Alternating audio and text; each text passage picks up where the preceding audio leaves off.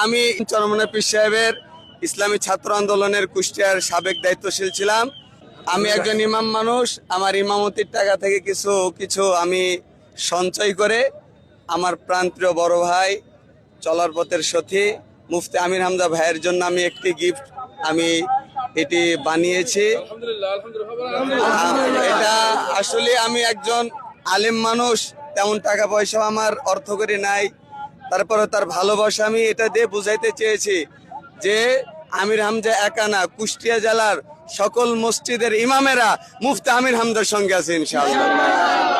আর আমি ইসলামী ছাত্র আন্দোলন চরমনায় পীর সাহেবের ইসলামী ছাত্র আন্দোলনের কুষ্টিয়ার সাবেক দায়িত্বশীল ছিলাম।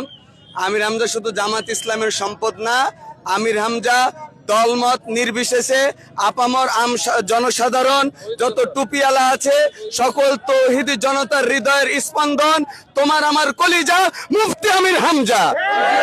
আমি আমাদের আলামপুর ইউনিয়নের নমিনি, চেয়ারম্যান নমিনি মোহাম্মদ কাউসার আলী মাস্টার স্যার উপস্থিত, তার মাধ্যমে আমি আমার কলিজার ভাই মুফতি আমির হামজার কাছে আজকে এই শোডাউনে আমি এটি উপহার তুলে দিচ্ছি। আপনারা দোয়া করবেন।